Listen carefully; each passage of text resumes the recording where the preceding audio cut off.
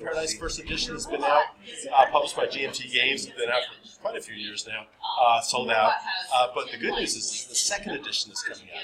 And so what you're looking at is kind of like the first edition, of course, but I kind of started tricking it out to look like what it'll be for the second edition. One thing you're seeing, the board, right now the board is cardstock. It's going to be fully mounted board in the second edition. The first edition has counters for villages, but we'll have wooden villages in the player's colors. In the second edition, there's a lot of different changes, so you have an opportunity to pre-order it right now. But hopefully it'll be published late summer. That's what they say there. So, okay, let's talk about the game. Conquest of Paradise is a simulation of the Polynesian experience. The Polynesians, long before they got in contact with the Western world, settled every speck of land in the entire Pacific Ocean. When Captain James Cook came along and realized that the man he brought from New Zealand was able to speak with the people in Hawaii, he was shocked. He realized that this is one culture that explored this entire area. But how they did it was amazing. And when I read about this, I decided I got to make a game about this. And so this is the Polynesian experience. You're going to be exploring. You're going to be stepping off into the unknown. You have no idea what's out there. You're going to be building your empires, and you're going to be either defending it or grabbing stuff from the other guys. So some people have called it a 4X game. Explore, expand, exploit, and exterminate. Well, there's no extermination. There's some kicking around, so it's a 3.5X game. So let's look at the game. Right here, it's the game is for 2, 3, or 4 players, and I've got it set up kind of bastard. Also, for a 2-player game, you just start what's printed on the map. Now I've put out the islands for a 3 and 4-player game, but I've only set up the starting places for a 2-player game, which is Samoa and Tonga. These are your pieces, which are often kept upside down, so you don't know what's in there. But people do know what you control. They do know the extent of your empire. So let's just step through the turn sequence of how the game is played. And what's interesting is the game ramps up. So you have an opportunity at the beginning. There's very few pieces on the board, and some things just simply don't happen at the beginning of the game. And so it's almost a self-teaching game in that sense. You start off by putting 2 villages and 2 warriors face down, and you put your victory point marker on the 3, and you put a little marker to show where you end. So it depends on how many players, depends on how many points you need to win the game. So the first thing you do in a typical turn is you figure out who goes first. And you look at who's in last place, and that person picks up the turn order and decides who goes first and whether it goes clockwise or counterclockwise. And so you never know exactly what the turn order is going to be. So and you never have to worry about who you're sitting next to, because you don't always go next after the person to your right. Sometimes you go after the person to your left. So I like that variability there. And it's simple as that. There are advanced rules that allow random events into the game, and that will be included in the second edition. It was not in the first edition. It was published in GMT's House magazine, C3I magazine. But it will be in the second edition, and that's an advanced thing if you want to add on some fun extra layers to the game. But I'm just going to talk about the basic game for today. So we're already done with the first step, turn sequence. Okay, next you explore. And when you explore, you pick up your special exploring piece, and you put it on your home islands, and I'll be showing you from Samoa. And what you're surrounded by is the unknown. All these hexes with little white boxes in them. Unknown. Now, what's in the box top, or actually a friend of mine made this bag, it doesn't come every day. What's in the box top are these island tiles. These are all real islands. Rawaiki, Lord Howe Islands, you may not have heard of many of them. Kiritimati, Rapa Nui. Rapa Nui, of course, you know, is Easter Island. And what I've done is we have Rapa Nui, the Polynesian name on top, and underneath in small print says Easter Island, so you know what we're talking about. So the more popular names are there. So there you go. There's Aotearoa, which is, of course, New Zealand. And sometimes you'll find something really wonderful, like New Zealand, and sometimes you'll find something almost worthless, like an atoll. And of course, there are many things in between, like Lord Howe Island, Kirimatati, some of these things. And so, how do you find these things? Well, you start off, you step into the unknown. You go into an unknown hex that's next to you, and you pull out one of these chits. So you just reach in, and you look at both sides of the chit at the same time. Because it tells you two things. First of all, this chit tells me that I found open ocean. But on the other side, it has a number of little knots in a rope. And so that tells me how much trouble I had exploring through that. One knot says I had very little trouble. Now, if you look at the exploration table, exploration results, and you see the total number of knots showing. And if there's 1 through 4 knots showing, you can explore, or you can choose to return. If there's a total of 5 knots showing, you will return. And 6 or 7 knots, and you're lost. And it's a slight, being lost just means you lose your next turn of exploring. So it's not draconian, but you want to avoid it. So now you know that every one of these chits has either 1, 2, or 3 knots on it. So you know that you cannot get lost. So with just 1 knot so far. So hey, let's check out another explorable hex. Now here, what I've done is I pulled a different chit, look at both sides at the same time. Now I found an island, and for 2 knots. So since I found an island, I reach into the box top, or if you've got a friend whose wife sews, you have a cool bag to pull out of. Dudes can sew. So, in this case, my friend's wife made this for me. So you look at it, and you smile, and you place it face down. And then you find a little chit here that says, oh no, that's the wrong one. That says, green is the player who discovered this island. You put this over here. And now you have another decision to make. You've got 3 knots showing. What do you want to do? You want to push your luck? If you get one of the chits with 3 knots on it, you will be lost. But the other thing is you know that most of the chits with 3 knots on them are island groups. Some of them aren't. But you know what? Let's try pushing your luck. Let's see what happens. So you go in there, and you reach in, and you can see I'm not doing this randomly, and you pull out, oh my goodness, what's this? Off course. Right? It doesn't have any knots on it, but it's kind of a special event. It works right into the exploration. The person to your left decides, okay, you're not exploring this hex. Which explorable hex adjacent to that will I explore? And this one. So I go here instead, and this comes out. You never put anything back into the cup. And you pull out another chit. Oh, I'm off course again. So the same fellow says, now where to? Sure, this way, right? All right, yeah. Send him way out to where you can't get to. You pull out another chit, and I see, oh my goodness, okay, I'm not doing this purposely. Another off course. And then you push me somewhere out in this direction. Okay, now I'm going to reach in and plot something intentional. And now finally, oh, I got lucky. There's an island group for just 1 knot. And again, I reach in here. Don't tell anyone. And I'll show you guys. It's just a nice little island group. Rawaki, the Phoenix Islands. So it's a scattering of very small islands. And you can total up and get a village on it. So you put that face down. You put another one of your markers on that. And now I've got a total of 1, 2, 3, 4 knots. And I'm done pressing my luck. I did pretty damn good there. I managed to find an island group. Of course, it's way the heck out in the middle of the ocean. But when you declare a return, it represents that your people just go zooming right back.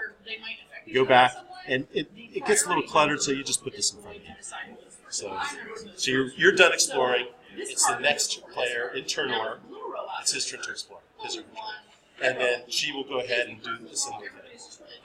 And question on that. Could they explore a spot that you've already been to see what it is? Yes. And in fact, that's likely to happen with something like this. If Hawaii is in the game, if it's a 3 or 4 player game, because, gosh, it's about the same distance. And so, of course, they can't just jump right over there. They have to work their way out there. But once they do work their way out there, it costs 2 knots, explore at hex, and for 2 knots, you can take a look at what's under there. And I actually jumped ahead of myself. Once you declare a return, then you clean up. You go ahead and you pick up these. Forgot about that. And nothing ever goes back in the draw pile. And then flip this over. And in the second edition, this marker will match the ocean instead of being off by a little bit. And there'll be a better contrast between the white boxes and the blue ocean.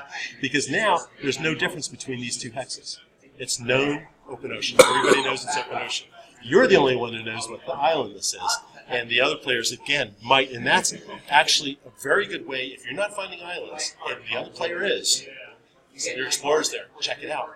They can't get their pieces everywhere if they found several islands. You have a very good chance of grabbing one right out from under their nose, especially if they found stuff near you. So it's not always about combat in order to catch up if you're not doing well finding stuff. So, okay, so that's exploration. The next thing I'd like to talk about is movement and battle. In fact, let's just talk about movement. Okay, there are 2 types of canoes in the game. There are war canoes with a little star on them, and there are transport canoes with 2 sails, and they lumber a little bit more. Now, each war canoe can carry with it a warrior band, again with a star in it. Each transport canoe can carry with it, I should have had these ready already, a colonist. And there's only a few colony markers because you're limited into how many you can build. No, this is a local warrior, and we'll talk about them when here we go. See, it's a little family.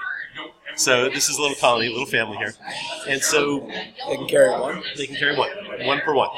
Now, also, no, that's for building. We'll need that later. So, also another option for transport canoes is they can carry a warrior band, but if they cannot take part in an attack, because of course it's too embarrassing to be coming in on the transport canoe. I mean, they can help defend you if you're successful in your attack, but otherwise it's something you do in an emergency. And in fact, this is your Polynesian Combined Arms team. Here you have war canoes, which count as a combat unit, and your warrior band. And so they'll both take part. But certainly early on in the game, what you're far more likely to do is be carrying around a colony with a transport. Now, a transport canoe will never go anywhere where there are other people's pieces, unless it's traveling with a war canoe.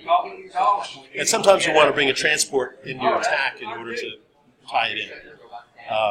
We'll get to that later. Neither one of these guys will ever go into the unknown. He will not go into the unknown, which is either a hexagon with a white box or a face-down tile. Won't go there. Will not.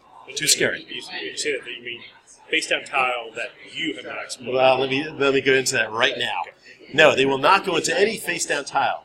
However, if you have explored it, you can turn that face up anytime you want. Anytime you want. No restrictions. Anytime you want. People ask me, you mean even then? Yes, even then. You can turn it up. And in fact, during your movement, you can say, okay, I am moving this, but just as I'm moving it, I'm flipping this over as soon as I get to move it in. And you want to orient your tiles in the same order, in the same direction as your home tiles. You see, each home tile is facing a different direction. It just helps to make it clear to people who owns what. And of course, it's even more clear now that we have the colored, player-colored island villages, because that'll make things even better. So, And that's a typical thing. You might even, if you notice, the canoes have a little 2 on them. That means they can move 2 hexes. So they can go, so this can go here, drop this off, and go here. Or say this was over here. We could go 1, 2, and come to here. And bring a colonist to one of your new finds. Now notice this thing way the heck out here. Can't get there. There's unknown. It can't go into the unknown. So that's unfortunate for having all those off-course drawings. That's your penalty for having that happen. But it's not that terrible. As your empire expands, you'll have no problem bringing that in. Now, one thing I'm also going to cheat, and let's say you also found one of these in the toll. Let's say you found an atoll here. And actually, let's say if you found this here, and you found this here, and you wanted to bring, and let's say these both have your green chits, they both have these on them, and you want to bring this guy out to here, well, the only way he's going to get here is if you flip this over. And the only way he's going to get to here is if you flip this over too. So you'd have to flip them both over in order to get out there. So even though this isn't very useful, it has some use. I'll get to that later. So let's get to combat later, because that's a relatively minor aspect of the game. Battle, actually. Okay. So, and we'll talk about transit in a minute too. That happens later. So that's movement. Let's look at building. Let's take these cards and now let's flip them. Okay, when you're building, you count up the number of villages you have, and that's how many build points you have. Simple as that. Okay, at the beginning of the game, everyone has 2 villages. Everyone starts with 2 build points. So let's go through the list. The top of the list are transport canoes. You could build 2 of those if you like. They're only 1 point each. Right? A colony costs 2 build points, so you can buy one of those with your 2 build points. A warrior band also costs 2 build points.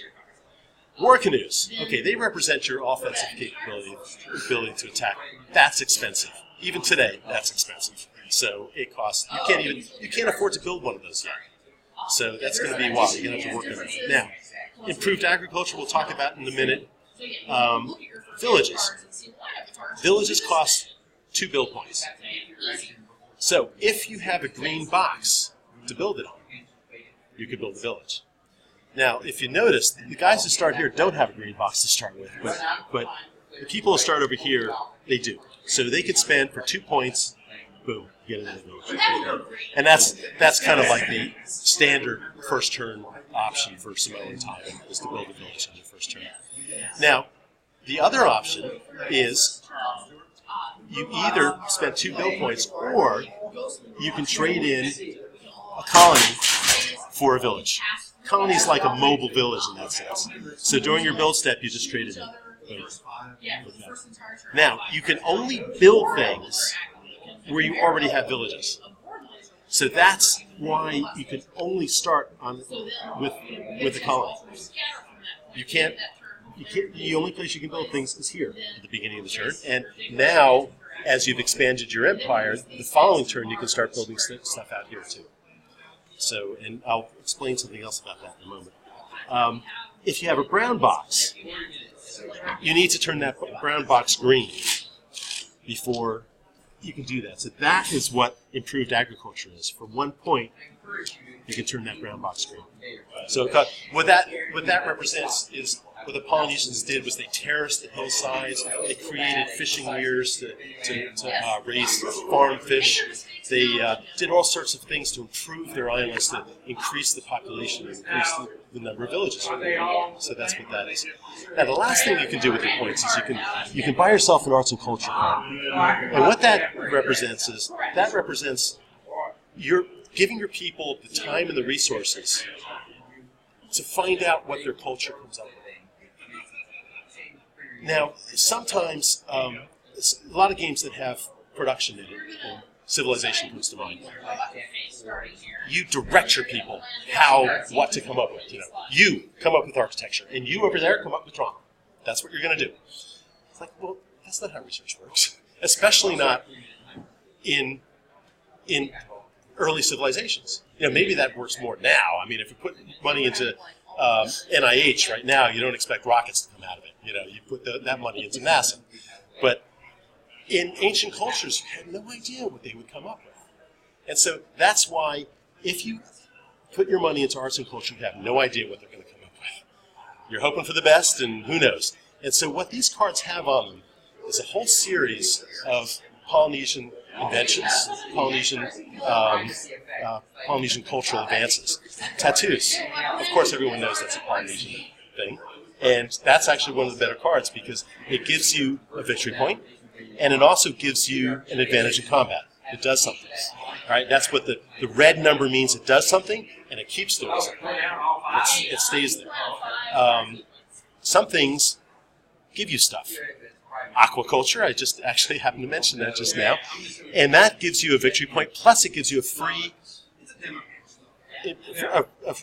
improved agriculture marker when you show it. And so that is a blue, yes it is. And that is a blue number because it happens once when you reveal the card. And some of the cards, like the Jade Carvers of New Zealand, they don't give you any advantage. It's blank down there, but you do get a victory point. Some of them, I try to rank these. One of my favorite cards, another blank one on the bottom, surfing. Yes, surfing is a Polynesian invention. You have made a significant contribution to world culture. You get 2 victory points for that card. So, yeah, and the only other one is, and here's one of the bummer cards. You pull this one out. Cannibalism. 0 victory points. But you do get an advantage in combat because you scared the bejesus out of your opponents. So, here's the only other big card. Moai. The giant statues of Easter Island. Everyone's familiar with that. You get 2 victory points. In fact, if you own the if you control the Easter Island tile, you get 3 victory points. But you have to remove a village from the place, which is unfortunate. And here's the tapa cloth, right? That's a piece of tapa cloth right there. Rongo Rongo, which is the writing from Easter Island. And again, if you control Easter Island, you get 2 points. So there's a lot of things like that. Can I ask you one question about tattoos? Sure. The red number, is that 1 every turn? No, it's 1 victory point, but it's red because the special event that you get with tattoos happens every time you're in combat. Okay. Or every time you roll the right number in combat. And it's the same thing, like, for instance, where's it? Poi. I don't know if anybody's ever tasted poi. It's not very good stuff, but what it does is it's kind of I've heard it's an acquired taste, but it's preserving the food, and so you've got a preserved food that you can take on longer voyages. So now, if you can have this, all of your canoes now move 1 more. Now they move 3 hexes instead of 2. So, which is it's really nice to spring that on people when they least expect it. Okay, here's hula dancing. Everyone knows that's a Polynesian thing. Yeah, of course we got to have the hula dancer in there. And yes, she is naked from the waist up. This is an old woodcut. And you get 2 victory points if you control Rarotonga, because the tradition of Rarotonga is that they have the best hula dancers there, and they were noted for their particularly elegant and fierce dancing, which I always thought was pretty cool. So the ocean charts, that helps you exploring. Some things are just fun. A luau. There's a haka, if people are familiar with the New Zealand rugby team. Their haka is very famous. And then there's an Arioi, which is a religious cult. But everyone respected. Again, this is all one culture. Everyone respected the religious cults. So if you try attacking someone, and they say, "No, we're busy with the Arioi ceremonies here. Attack is canceled. We've got to go home." So is that a one-time use card? Yes, that's a one-time use card. Yeah, so that's the blue number. So that's the idea. Beginners tend to ignore the cards. Don't ignore them. It's kind of scary because you don't know what you're going to come up with, what your people are going to come up with. But it's a good thing. So you get a card, you hold it in your hand, and then reveal when desired. Exactly. It stays out in front of you. Yes. Yeah, it stays out in front of you face down. So, of course, the ones that only give you victory points stay face down the whole time, but everybody else doesn't know that. Certain things will only hit, like the combat unit things, only hit if a certain die roll is rolled. So another beginner mistake is go, oh, I have tattoos! So you're attacking me, but I have tattoos. Don't show it. Wait until the other person rolls the wrong number, and then go, and reveal it back. So let's talk. We've been talking about it off and on. Let's talk about victory points. In fact, let's flip these cards back over. Moving right along. So we're done with building for now. Victory points tab. There's a table there with the victory point chart. And so what you do is you count up the number of victory points. This is not cumulative, so that's why the chart starts at 3.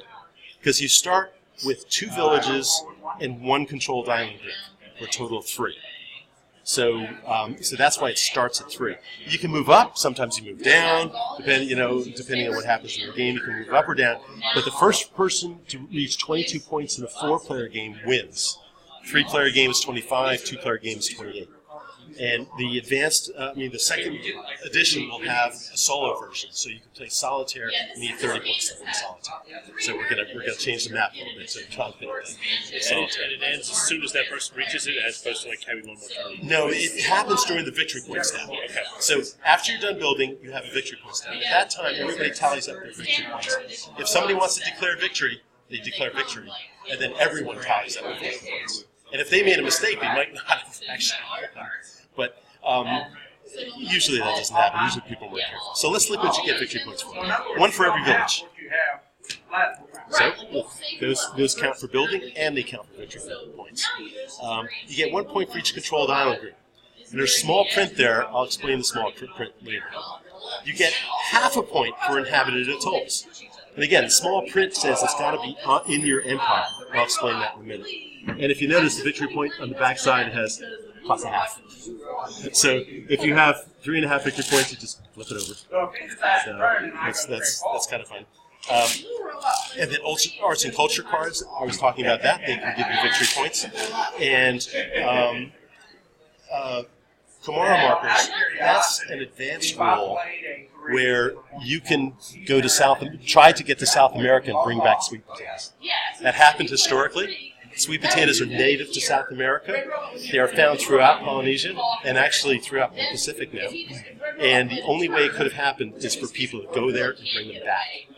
And there isn't any evidence yet that of Polynesian settlements in South America. But the assumption is they got there, they traded some chickens for them, and they came back. Because there's some controversy about this, but there's some evidence that shows that the chickens that are native to South America, the Araquana chickens, if you're a backyard chicken, Araquana chickens are from South America. And there's some evidence that it's the same DNA, that they're Polynesian chickens. So, and in fact, who conquered the Incas? Cortez? Pizarro. Pizarro writes in his reports that the Incas had chickens, and they said, "Oh no, you must have made a mistake." But he actually meant turkeys. You can't tell the difference between turkeys and chickens. The South Americans had chickens; they got them from the Polynesians. So anyway, that's an advanced rule. You can take off from these spots. That's what those things are, and you can try. There's a special chart to try to get sweet potatoes. But okay, so I've gone through all the basic rules. There's 2 rules I haven't talked about. One of them, and it's the small print. Transport canoe chain. What the heck is a transport canoe chain? Okay, let's keep using this as an advantage. This is how you link your empire. If you have transport canoe chains, transport canoe markers in each of the hexes in question, and those are face up, not face down, then you have several advantages to that. First off, let's go through this order step again. If you notice, movement and building, movement and battle. The first part of that is transit. What the heck is transit? Well, before you actually start moving with a 2, remember there's a 2 on each marker, you can shift all your pieces within your empire. You can say, I'm shifting these 2 out to here. And so you can shift things any way you want, which is really quite cool. And then, once you're done with transiting, then you can move. Can you attack somebody's supply chain? Oh yeah. That's you can tell. That's a very important tactic. Oh yeah, that's yes, yeah. That's your supply route. Yeah, no. It's transfer canoe chain. And it's like, you mean your local warriors? No, your militia, right? Yeah. You can translate everything and make it into a war game if you really wanted to. But all right, let me give you an example. So you can transit to here. These 2 guys. What are these 2 guys? Well, they are couple. Remember I said about your Polynesian combined arms team? And they're going to transit to here, even though they started here. Maybe you just built that war canoe. Transit to here, go 1, 2. And I'm attacking into Micronesia. That's Micronesia. This is Melanesia. Polynesians knew they were out there, and actually Melanesia goes into Fiji. However, they're not just going to let you take their place. That's what these little blue counters are. If you move into these places with war canoes, obviously you can only move into them with war canoes. This many defenders pop up. In this case, it's just 1. So that's how you extend your reach through your empire, and then so you can do that again, even with the other players. Say some of this is filled in after several turns of exploring. You can move, you can transit out to here and go 1, 2, and get that bastard heathen because I found this first and he took it from me. so you could do that sort of thing too. So that's the first thing a transport canoe chain does for you. Second thing, let's move on to building. I already mentioned you can only build in places where you already have stuff. However, if you have a transport canoe chain, you can combine all those points into any one place. So now this player has a total of 4 villages. He gets 4 build points, and he can use all 4 of those in Kaporo. Because everything's linked into your empire. You've got an economic system going here that's holding your whole empire together.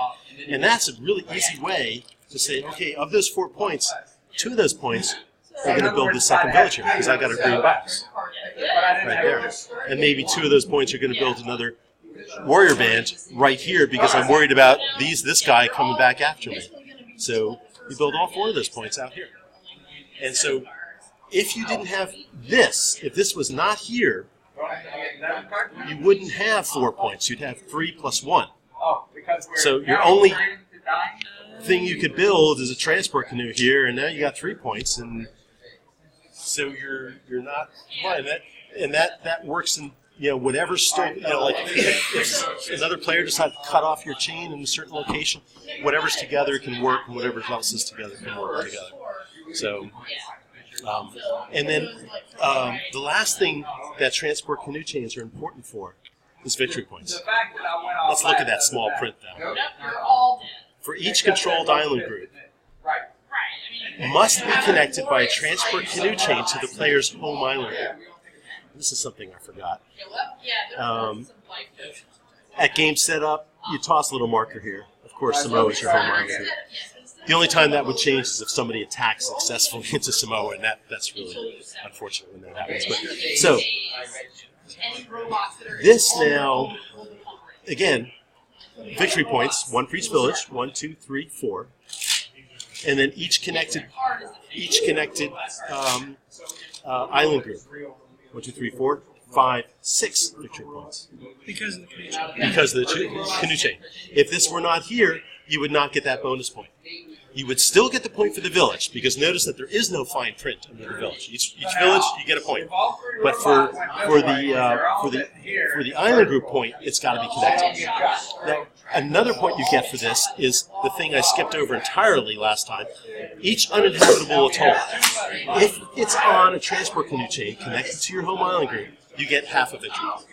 That's how you get that half victory point. If this is not here, you don't get it. If it is here, and what that represents is your people stripping the resources off of off those little islands, and eating the turtle eggs and the bird eggs, and fishing in the lagoon, and just there's no room to build a real population, but there's resources to be had there. So you strip them away. So that's how transport community works. Let's see, questions about How does agriculture affect the game? So, like, does it help with victory points? Does it help? No, it just makes it so More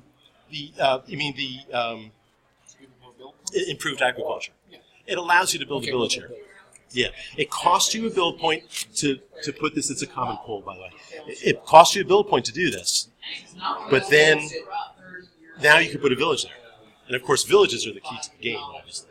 So on that, in the same build phase, if there was this setup, could I do 1, 2, 3 to build the 4th village? Yeah, and actually, that brings to something that I hadn't mentioned before: is there are limits, and if you notice on the build chart, you can only build 1 village per island group per turn. Okay, but you can do both. You can do both. But so in other words, you can't. And where that comes up is if you find a really cool island. And you have to get a chain. Yeah. And say, let's say Hawaii. Here we go, Tahiti. Yeah, Hawaii, Tahiti. Let's say this was Tahiti instead, right? And you had this one here, and this is here, and because you remember I said you could build all 4 of your points here. Well, but you can't build 2, 4.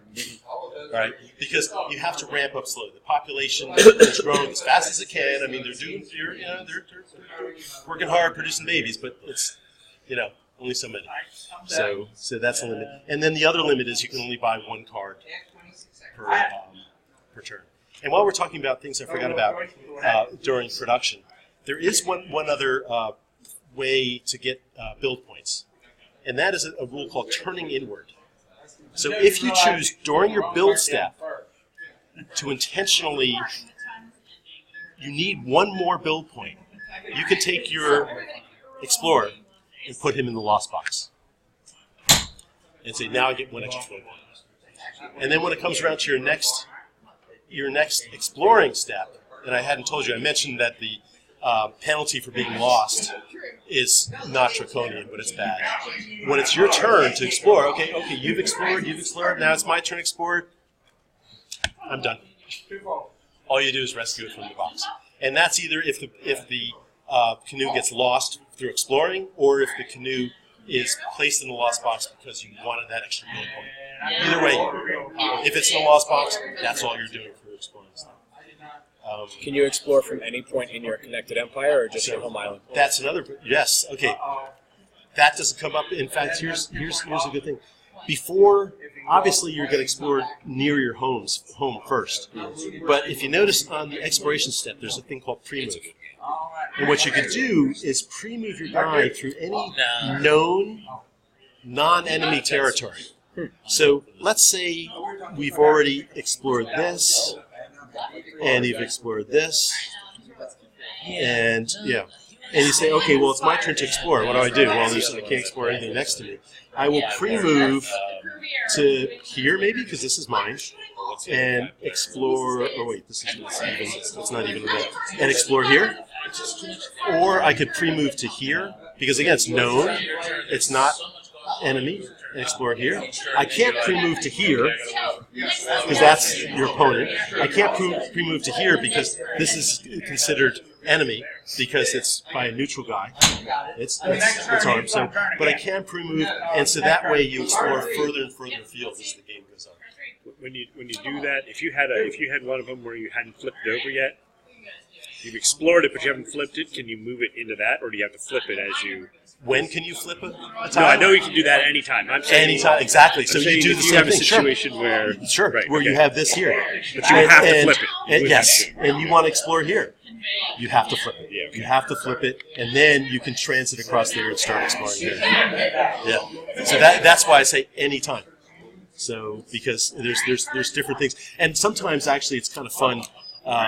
When you've been really successful, and don't mind you, this is a multiplayer game. So if you're playing 3 and 4 players, and there's the trash talk going around the table, and and he's saying, "Oh, look at all the islands he's found," And let's everybody gang up.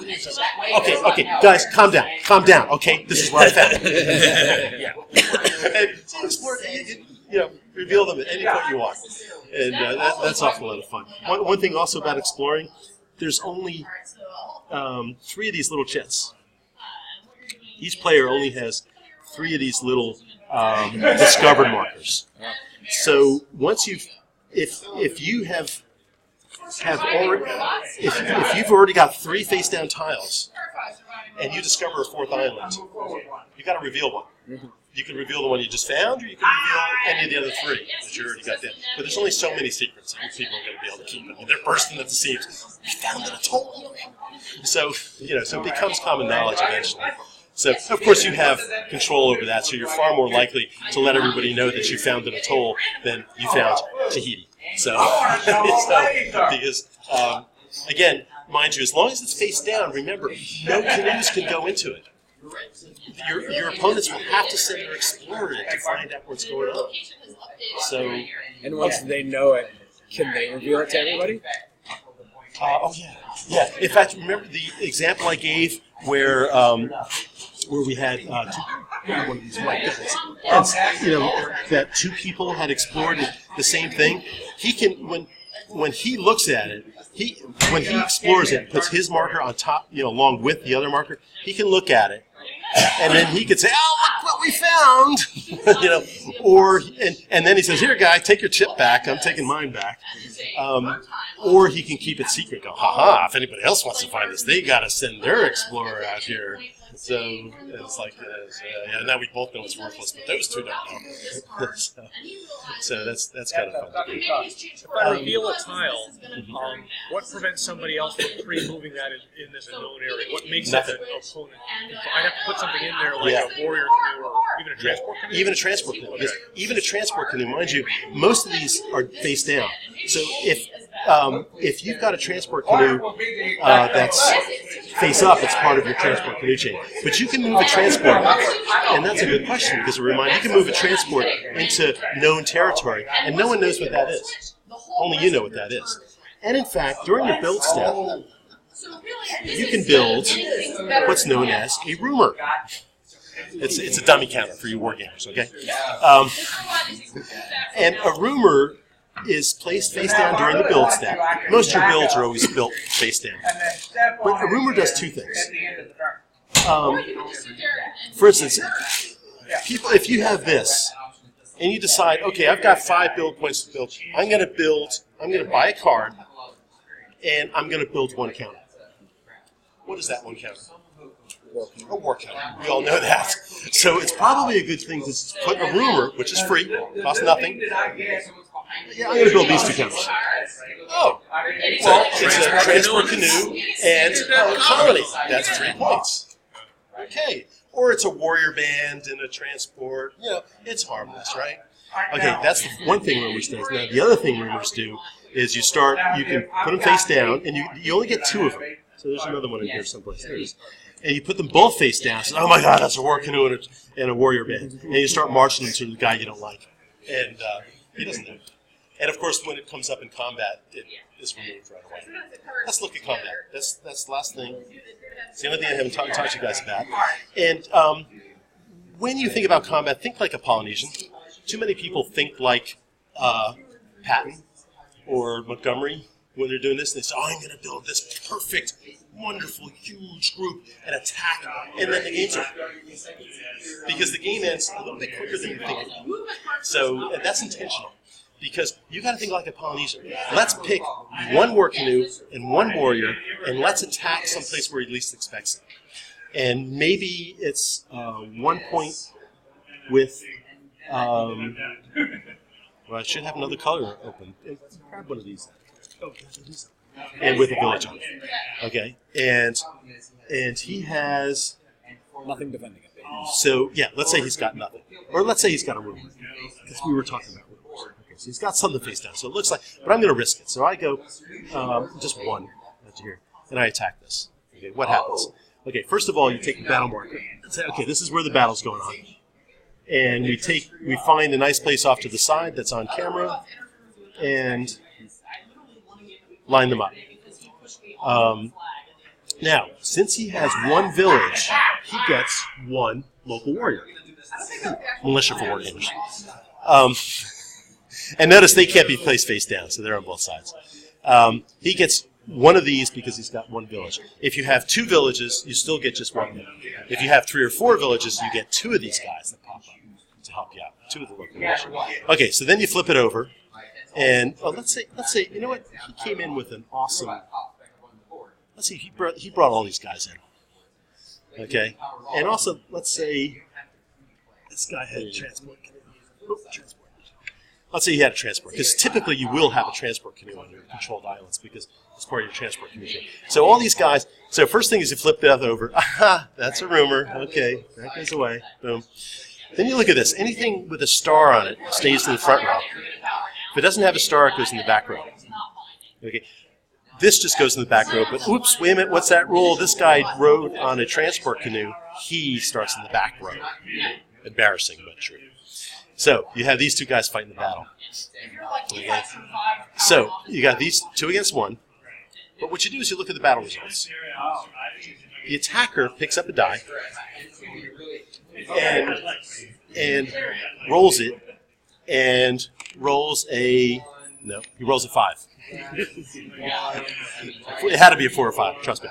Okay. So what that is, if you see, no, I was right the first time. Sorry. Yeah, 2 or 3. It had to be a 2 or 3. Attacker panics. What a panic means is you just take one of the guys in the front row and move him to the back row. And now it's looking a little shakier. All right. Now, if he had rolled a 1, that means attacker removed. You take one of these guys. Which one do you think I should pick? The cheaper one, yeah. And boom, it's out. You'd have to rebuild that to get him back in the game. So, and notice, by the way, the general thing is you panic with your expensive guys in case you do roll 1 next. Okay, so what happens now? Now the attacker rolls again. The attacker keeps rolling until there's a result. You can't run away before there's a result. You have to keep rolling until there's a roll. If the defender doesn't get the roll, he just hopes the attacker keeps rolling poorly. So, and then the attacker rolls, and now this time he rolls a 5. Right? And that is a defender panics. So the defender goes into the back row. The defender no longer has anyone in the front row. So the attacker is 1. So what happens? This, at the end of the battle, just goes away. Ready to pop up again if he gets attacked again. This guy retreats. He retreats to the nearest place with villages. Goes back to Tonga in this case. These guys, what happens to them? Well, there was a village. Remember back in the UE? There's a village there. That's removed. Anytime there's combat, it's removed. Unless... 1 or all? All. In fact, okay, let's say the battle happened here instead. Sorry, even if the defender wins? Yep, hang on. It's getting better. Okay, let's say it was these. Okay, and I can't get them right side up. Okay, thank you. And of course, in this case, he would have had 2 local warriors, remember, instead of just 1, because he's got 3 villages now. All right, what happens is, after the battle, all these are removed. Unless the attacker chooses to pacify some of these villages. And what he does is he has to dedicate one of the troops, either canoe or warrior, in the front row. And so for each one of these he removes, he saves a village. But they got to be in the front row, and this guy panicked first. So this guy never was in the front row. This guy isn't even a battle piece. So these 2, he has no choice but these 2 get removed. So right, and so what you do is you pick up the tie, you flip it around, you replace this with a green one, and these stay here. You can put these face down if you wish, but this you can put face up, and now it's in your transport canoe chain. That's why you bring a transport with you if you want to attack. That's good idea. Yep, I know. I think I'm doing well here. So, what's that? Oh yeah. All right. So, any questions on that? So he was saying that if the defender wins, the villages go away as well. No. If the defender wins... Oh, I'm sorry. Did I misunderstand the Somebody question? else said that. No, if the defender wins, then everything stays... The attacker retreats. So, in fact, that's what would have happened, for instance, if I had rolled... Remember that last die roll came down to a single die roll. Whoever did better wins that one. So if I had rolled a low number instead of a high number, then the attacker, the transport canoe, the warrior in it, and that's another reason you don't want to lose warriors. I mean, you don't want to lose war canoes because everybody needs a canoe to be in to retreat. So you need one for one. You can retreat warriors on transport canoes, any port in the storm. But they have to have a canoe. If they don't have a canoe, they're removed. But in that case, if you successfully defend it, none of this happens. All 3 villages stay. The local warrior still goes away because he just pops up when there's a combat. All 3 villages stay. The transport canoe stays. The rumor still goes away because there was a combat. But these guys have to, again, retreat to the nearest place they retreat back to. I have one other question. You said that if you had 3 villages, you get 2 local warriors? Yes. How do you know that? You just gotta know. It's a simple enough. Villages divided by 2. Yeah, it's in the rules. It is. Yeah. So, villages divided by 2. Yeah, divided by 2, round down. Round up. Sorry, round up. Yes, and actually, and that's important in the advanced random events. You can have 5 villages in the random group. And in that case, you can get 3 local warriors, which is kind of exciting. Because Can you move with your invasion force? So could the backline warrior have been a colony? Yes. Yep. Yeah, you could have done that, but... Could you say it again? I'm sorry. Could the backline warrior have been a colony? Yeah. So that you're betting on a successful invasion, so during your build I get phase, you. you make another village that you couldn't pacify. Because there's no way. Is there any way that someone in the back line can get promoted back to the front?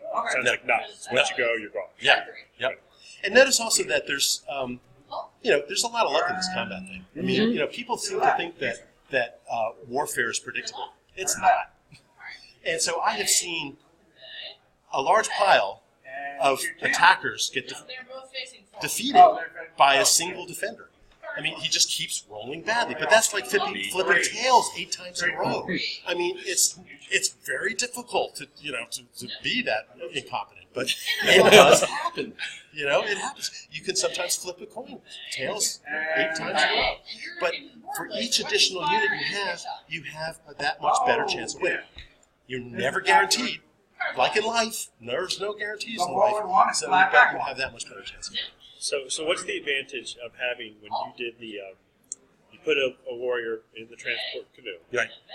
and they immediately go to the back line, Right. So the warrior will never come. Is it because if you win, you now have a warrior in place to defend? Exactly. That's why. Yeah, and it's not often done. I was mainly doing it because to show that rule. My next question, I'm sure of course it's in the rules, and I missed it. For the turn sequence, does everyone explore, and like each player explores, and then each player moves and battles? Okay, yes, in fact, that's a very good question but then building happens simultaneously. And also victory point step, when you count up in fact, you can help each other count up victory points. That happens simultaneously. But yes, the first, each player explore, move in combat, move in battle. I say, yeah, move in battle. So somebody asked me, well, what do you do if 2 people are attacking the same island at the same time? That can't happen. Because you don't have to deal with that because one person has to finish his movement and battle step before the next person starts his or her movement and battle step. So you can see battle. I've often seen there's a lot of games. The best way to win this game is to not fight anybody. And often everybody thinks they're winning and they move and no one has any battles. It's when somebody thinks that they're not winning and he's winning that you start getting battles. And so sometimes there's no battles, sometimes there's a lot of battles, and people argue over whether this is a war game or not. And I would agree with them. Hard to say. Because even battle is relatively tangential, and sure, there's a lot of luck. There's a lot of luck in exploring, but it's layers of luck. I mean, if you're bad at drawing chips, maybe you're good at drawing tiles, and if maybe you're good at drawing cards, and maybe you're good at rolling dice. Because I find that the luck tends to balance itself out. And to be honest, I keep seeing the same people in the finals of these tournaments because they know how to manage the situation. Situations can be different every game, different tiles, different locations. And the last rule, this is the designer's rule, and you know it. No, it's not in the rule book. But if you find an island exactly where it is, because these are the geographically correct locations, they have no impact in the game, except if you find a place in the exact right location, you owe a round of drinks to everyone. Right. So, right. Has that never happened? Oh, it happens. In fact, it happens surprisingly often. And often you don't notice. It's, oh, look, this atoll was in the same place. It really was. But if you find New Zealand here, Hawaii here, or Tahiti there, everyone knows. Oh, you found Tahiti where it really is. You found Easter Island where it really is. Everybody, because that's the Polynesian Triangle from New Zealand, Hawaii, Easter Island. Okay. Polynesian Triangle. And that's why the explorable squares are roughly triangular. So, any other questions about anything? So, can a transport canoe be in a explored water space? Yeah, it can sit out there. Yeah. In fact, it will make be. the chain. Yeah, often to make the chain, it'll be just, and that represents not one canoe floating in the middle of the ocean. That represents the constant back and forth, and you need that many more canoes to cover the extra distance. Any other questions? All right. Well, thank you for all coming out. We're about to start the tournament upstairs. So if anybody wants to help clean up, I'd appreciate it.